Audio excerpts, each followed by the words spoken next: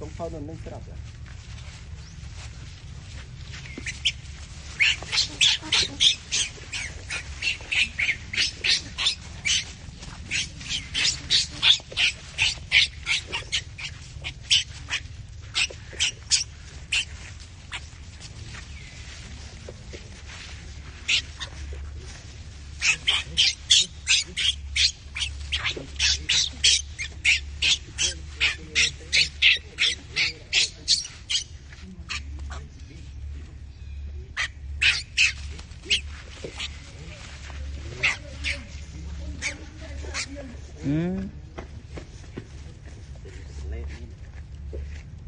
Cho khứa tay không có nào.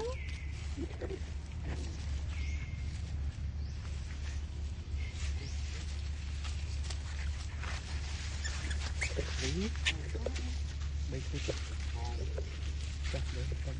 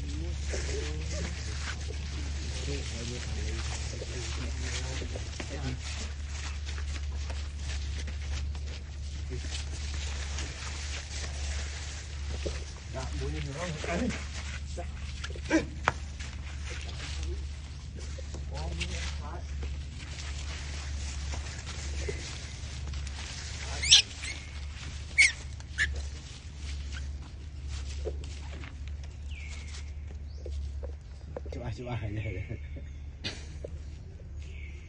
còn cái chuyện con nuôi già thì dễ nuôi anh mua cái nào tiện nuôi nuôi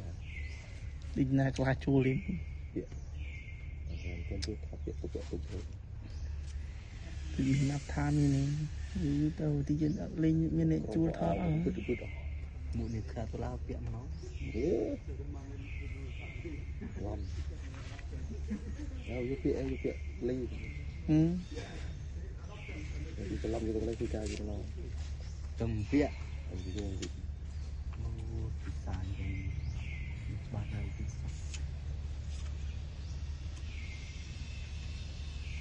nó chơi hả thì ở cái sọc này bảo rực nó này và đâm dây clip thành tí gì đi đâu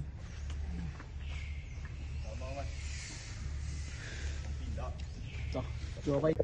chơi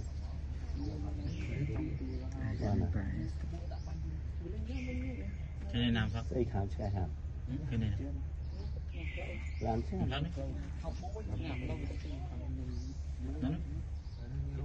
cái sợi cho đưa đi cho đưa phóng rồi mình không anh cái cầm lấy nhưng mà đằng mình gì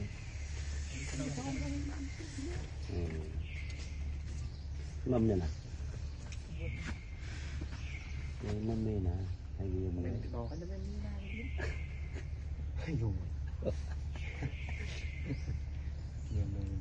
cảm ơn mình xịt na tết đi không biết nơi nào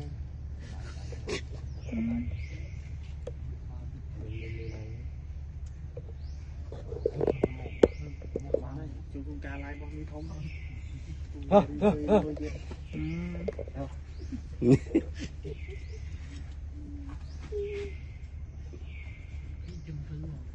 từ đấy nó ngay cái thước này thì như sao đọc nó không thì đã lên lan như sao thì thọt chuyện như sao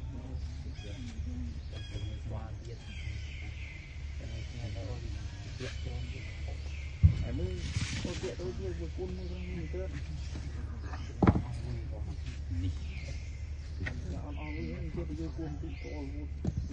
điều gì gì ngon không sao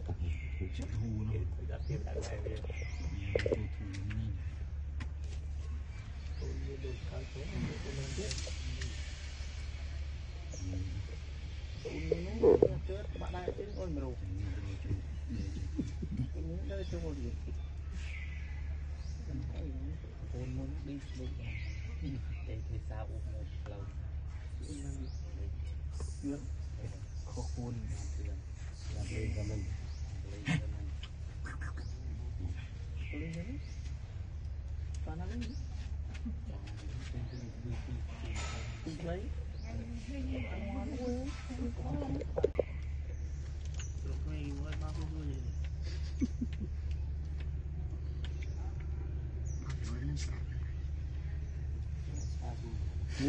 một mụn thôm tăng mỏ ra hết đi không triệt bạn là mày cái cha của bò đây nhất tục mày vô cái chốt là mối xưa làm ăn tôi gì ngày lúc ánh này mình chìm thằng cho mà buồn vô ói là mình này đây lần qua rồi đúng không mình tao đây rồi gì ra bia sao mình bao nhiêu tuổi rồi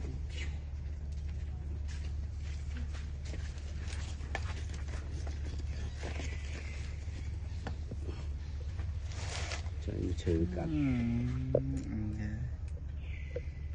chúng ta phải cùng khi lựa bỏ mê xíu đó trăm tím ngồi đấy cho anh giờ anh mặt không mấy mình sợ đi chơi với đi đánh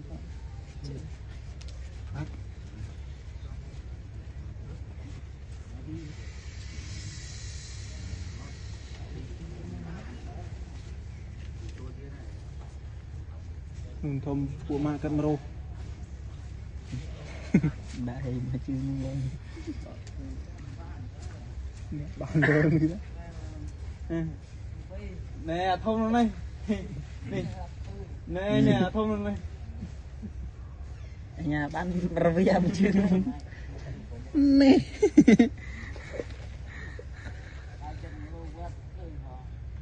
đào chân rô vớt khơi phóng đi sao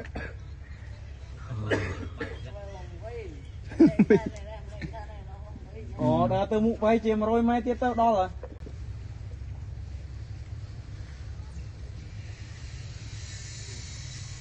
thì họ tập phải là như bạn cả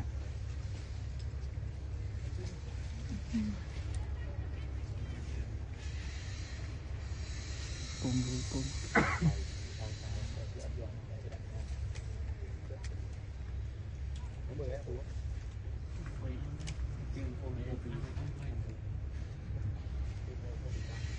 của đó lên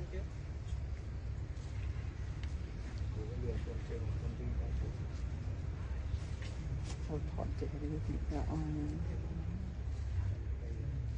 làm này là sao ngay ở quăng đôi em đó em thôi sẽ cam phim đi thì anh vậy chơi mình đi bị sáng ngay lúc đi bị chơi nhờ thôi đã cướp nó anh ôi cái này về đây này con và trò ở thợ chánh này cái xe to tinh nhau mà chả cái to đi tôi đi phò một nè anh này cùi đi phò ta những thọ đâu chưa là hợp lý đi tha ta đi thọ đi chụp ta chụp với lên xua là cầm tay cầm ăn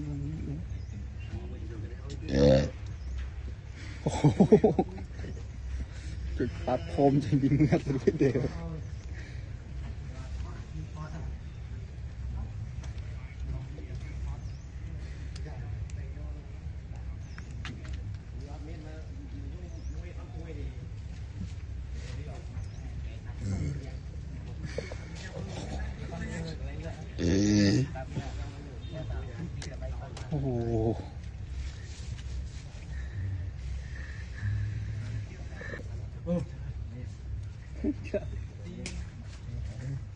Chân quá nó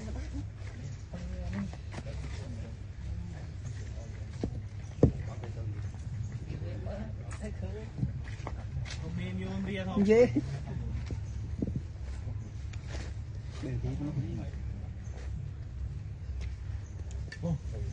aku namanya ban project cho phát minh tên chơi nữa từ làm ăn nữa dạ cảm ơn nó xây đó là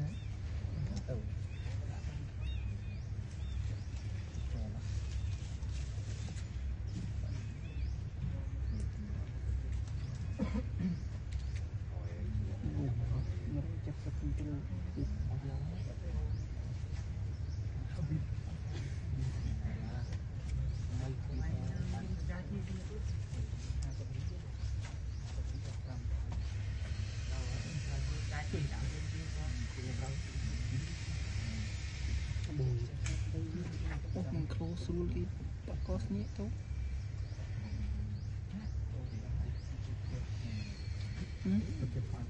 mấy là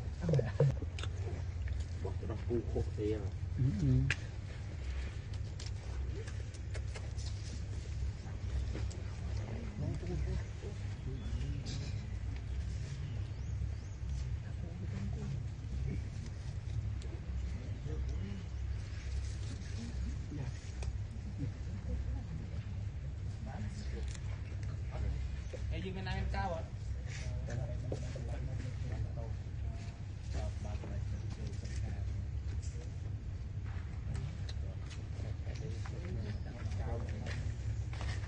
Nhẹ, các con lấy chân, các con. Dạ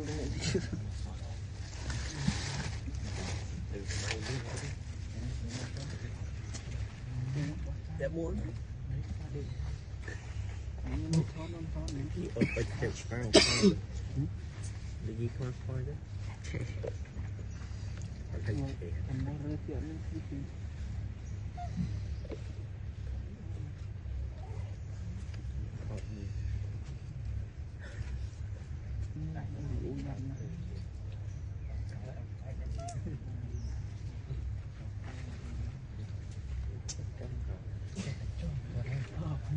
nhìn xâm đại cho nên mới đã tôi phải kiểm tra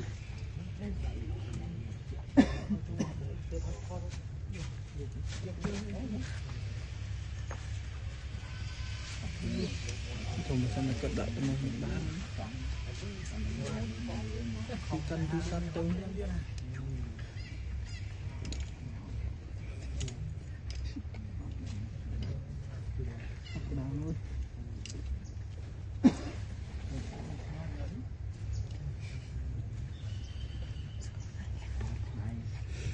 đi cùng thứ đi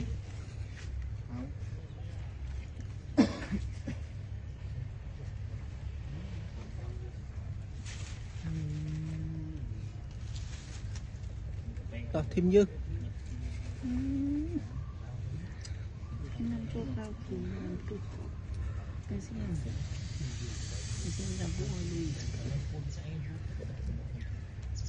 dạ ai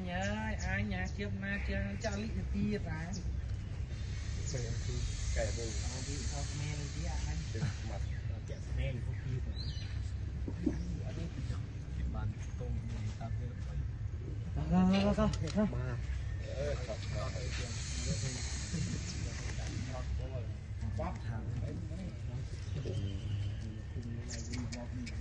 bạn cái này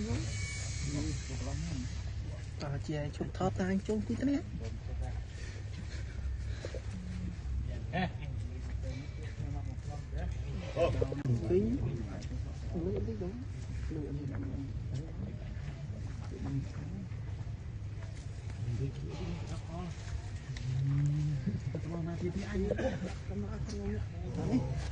mày nhỉ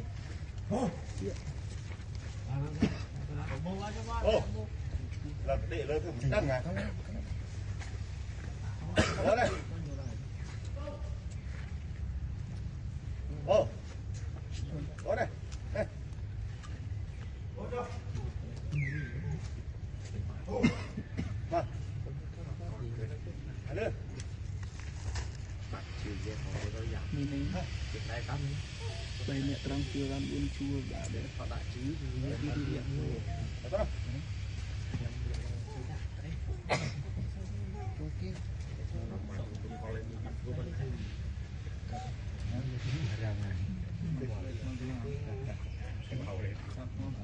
tôi gì ghê đây tôi gì nhìn đi thật đây không đi thật không có phần mũi nữa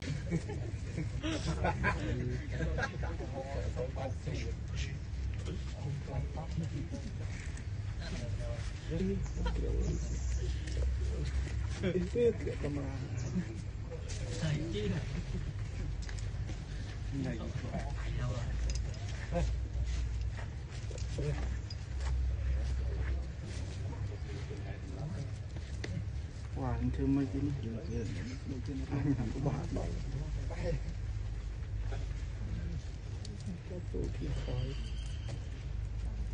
mình khắp lại lên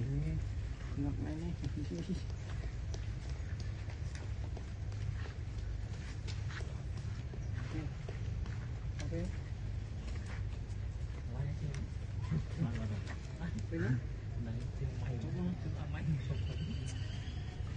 ra đi thứ ba cái thứ điện đúng lửa bút được nhiệt mua cho mua mua một kỷ niệm một đôi cho mua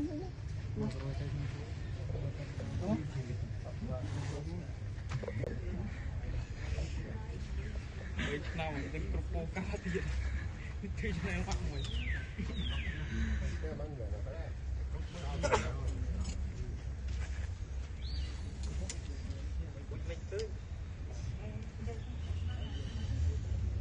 bắt mò ta ta tới ta bố ra bắt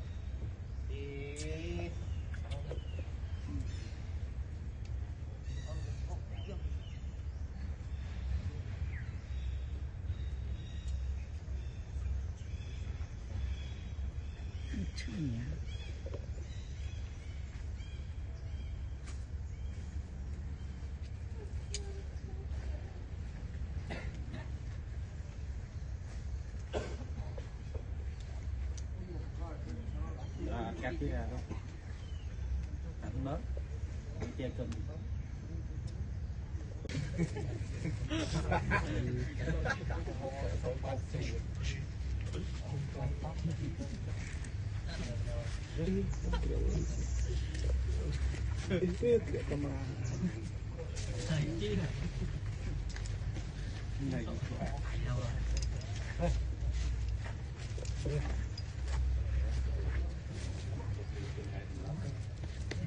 Hoàng chưa mấy cái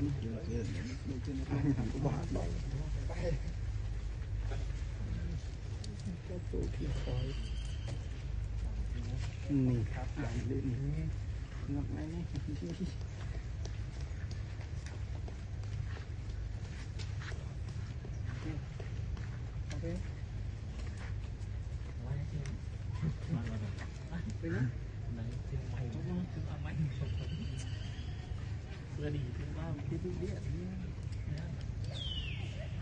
lửa vút được nhiệt một chỗ mong muốn một kỷ niệm một chỗ mong muốn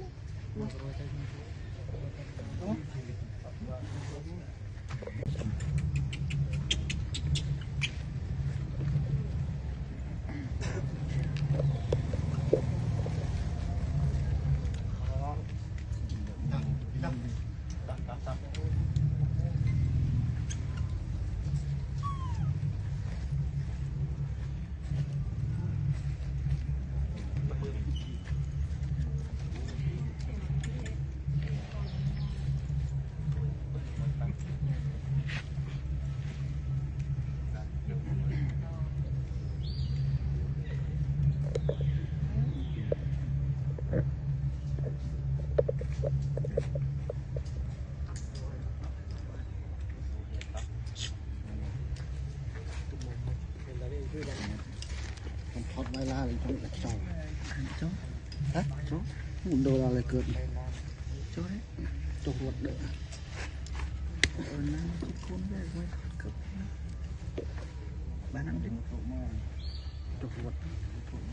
gần năm thì ăn mua để thay ra ra cướp tụi mình thì bao nhiêu tuần đẹp nó thật chết nữa suốt mình đã đâu